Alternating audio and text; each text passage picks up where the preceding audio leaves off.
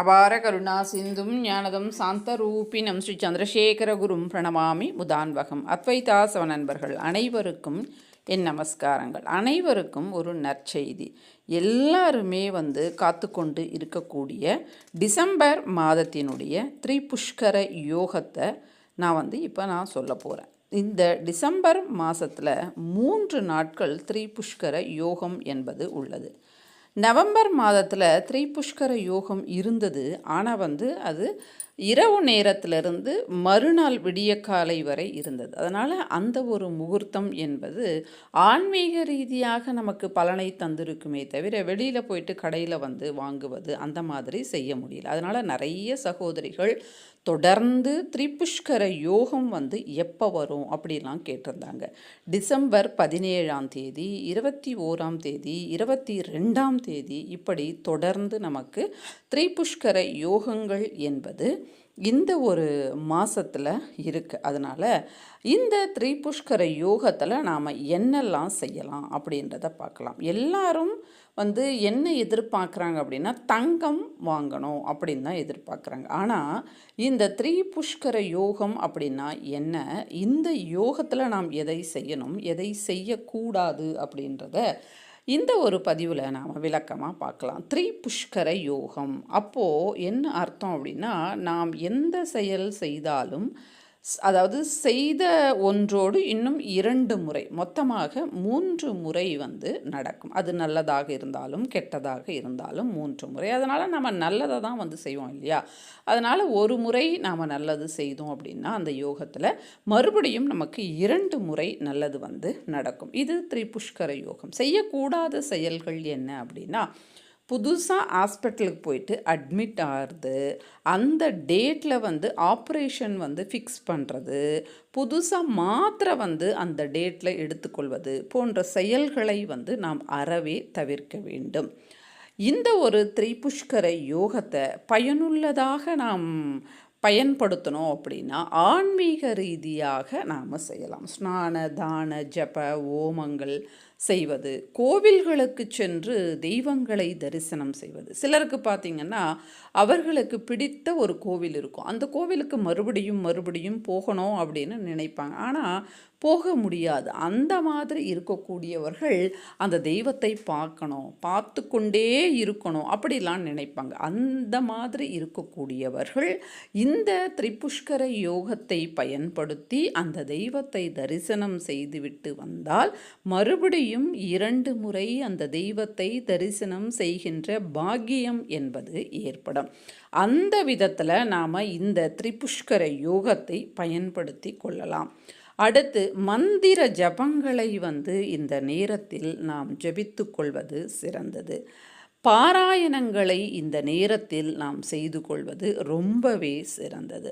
அது மட்டும் இல்லாமல் இந்த நேரத்தில் தியானங்களை செய்வது ரொம்பவே சிறந்தது. இப்படி ஆன்மீக ரீதியாக நாம் செய்யலாம். அன்னதானத்தை இந்த நேரத்தில் செய்வது ரொம்பவே சிறந்தது. இந்த மாதிரி தானங்கள் செய்வதற்கு, பாராயணங்கள் செய்வதற்கு, கோவில்களுக்கு செல்வதற்கு, பூஜைகள் செய்வதற்கு, குறிப்பாக குலதெய்வ கோவிலுக்கு செல்வது. சிலர் பார்த்திங்கன்னா குலதெய்வ கோவிலுக்கு அடிக்கடி போகணும் அப்படின்னு நினைப்பாங்க. அப்பேற்பட்டவர்கள் இந்த யோகத்தில் குலதெய்வ கோவிலுக்கு போனால் மறுபடியும் போகின்ற யோகம் என்பது நமக்கு ஏற்படும். ஸோ இந்த விதத்தில் நாம் இந்த யோகத்தை பயன்படுத்தி கொள்ளலாம். இதை தவிர வேறு என்ன செய்யலாம் அப்படின்னா, துணிகள் வாங்கலாம், நகைகள் வாங்கலாம், வெள்ளி வாங்கலாம்.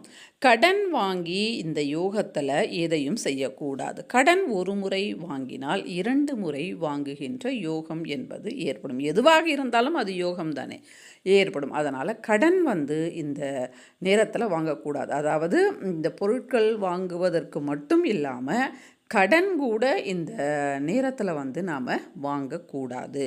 நாம் யாருக்காவது ஐயோ பாவம் அவங்க காசு இல்லைன்னு கேட்டாங்க நான் கொடுக்கலாமா அப்படின்னு சொன்னால் இந்த யோகத்தில் நீங்கள் கொடுத்தீங்கன்னா மறுபடியும் 2 முறை நீங்கள் கொடுக்கின்ற யோகம் ஏற்படும். அதனால் அதை நீங்களே முடிவு பண்ணிக்கோங்க.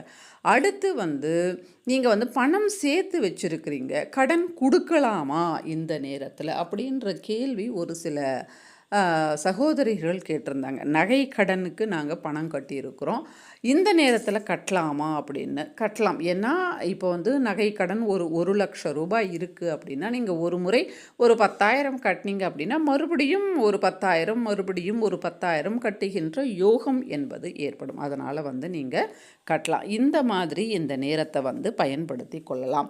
நிறைய பேர் வந்து நகை வாங்கணும் இந்த நேரத்தில் அப்படின்னு நினைக்கிறாங்க. இது வந்து நல்லது தான். நீங்கள் வந்து மாதம் நகை வாங்குவதற்காக ஒரு குறிப்பிட்ட தொகையை நீங்கள் எடுத்து வைக்கிறீங்க அப்படின்னா இந்த ஒரு நாட்களில் நகையை வந்து நீங்கள் வாங்கலாம். அல்லது திருமணம் இருக்குது, அதற்கு நகை வாங்க போகிறோம் அப்படின்னாலும் இந்த நேரத்தில் வந்து நகை வாங்கலாம். ஆனால் தாலி என்பது இந்த நேரத்தில் வாங்குவது அவ்வளவு சிறந்தது கிடையாது. அதனால் வந்து இந்த நேரத்தில் நாங்கள் வந்து பணத்தை சேர்த்து வச்சுருக்குறோம், நாங்கள் வந்து வாங்க போகிறோம் அப்படின்னு சொல்லுகின்றவர்கள் இந்த நேரத்தில் நகை வாங்கலாம். மற்றும் வந்து வீட்டிற்கு தேவையான எலக்ட்ரிக்கல் பொருட்கள் வாங்கலாம். மற்றும் இந்த நேரத்தில் வெள்ளி வாங்கலாம், ஆடை வாங்கலாம், ஆபரணங்கள் இந்த மாதிரி வாங்கிக்கலாம். இப்போ இத்தனையும் சொன்னீங்களே, அந்த நேரம் என்ன அப்படின்றத சொல்லுங்கள் அப்படின்னு சொல்கிறீங்க. இப்போ நாம் பார்க்கலாம். டிசம்பர் மாதம் 17ஆம் தேதி காலை 7:05 இருந்து 10:56 வரை இருக்குது. இப்போ இந்த மாதிரி நேரம் இருக்கும்போது சிலர் கேட்குறாங்க, அந்த நேரத்திலேயே நாங்கள் வந்து வாங்கிடணுமா அப்படின்னு. இப்போ வந்து இது 10:56 கிட்டத்தட்ட ஒரு 11 மணி வரை தான் இந்த நேரம் இருக்குது. அதனால் நீங்கள் காலையில் போயிட்டு வீட்டில் இருந்து கிளம்புவது தான் கணக்கு. அந்த நேரத்திலேயே வாங்கிடணும் அப்படின்ற கணக்கு கிடையாது. நேரம் இருந்தால் நிறைய நாம் அதை பயன்படுத்திக்கலாம். இல்லை அப்படின்னும் போது வீட்டில் இருந்து கிளம்புறது தான் நமக்கு கணக்கு. நமக்கு சாஸ்திரம் சொல்வது என்ன அப்படின்னா, நல்ல நேரத்தில் வீட்டில் இருந்து நாம் கிளம்ப வேண்டும். மற்றபடி வேறு எதையும் நாம் பார்க்க வேண்டிய அவசியம் கிடையாது. இந்த டிசம்பர் 17ஆம் தேதி நமக்கு காலம் கொஞ்சம் கம்மியாக இருக்கிறதுனால வீட்டில் இருந்து அந்த நேரத்தில் கிளம்பிடுங்க. மற்றபடி நீங்கள் போயிட்டு வாங்கினா அது திரிபுஷ்கர யோகத்தில் தான் கணக்கு வரும். 7:05 இருந்து 10:56 வரை காலையில் ஏஎம், 3:50 நீடிக்கின்றது. அடுத்து 21ஆம் தேதி மற்றொரு திரிபுஷ்கர யோகம் இருக்குது. டிசம்பர் 21ஆம் தேதி 2024. இதுவும் பார்த்தீங்கன்னு சொன்னாக்கா காலையில் 6:14 இருந்து 7:08 வரை இருக்குது. கிட்டத்தட்ட 1 மணி நேரம் இருக்குது. இந்த நேரத்தில் நீங்கள் வந்து வீட்டில் இருந்து கிளம்பி நீங்கள் நகைகள் அதெல்லாம் வாங்கிக்கலாம். அப்படி இல்லைன்னா வீட்டில் நம்ம வந்து ஆன்மீக ரீதியாக இந்த நேரத்தை வந்து பயன்படுத்தி கொள்ளலாம். அடுத்து டிசம்பர் 22ஆம் தேதி 2024 அன்று, இது ரொம்ப வந்து நிறைய நீண்டு இருக்குது இந்த நேரம். இந்த நேரத்தை அழகாக பயன்படுத்தி கொள்ளலாம். மதியம் 2:32 இருந்து 7:08 வரை வந்து இருக்குது. அதாவது மறுநாள் காலை வரை இருக்குது. அதனால் இது வந்து ஒரு தீர்க்கமான நேரமாக இருக்குது. இந்த நேரத்தை நம்ம வந்து சிறப்பாக பயன்படுத்தி கொள்ளலாம். மதியம் 2:32 இருந்து மறுநாள் காலையில் வந்து 7 மணி வரை இருக்குது. கிட்டத்தட்ட 23ஆம் தேதி வரை இந்த முகூர்த்தமாகப்பட்டது நீடிக்கின்றது.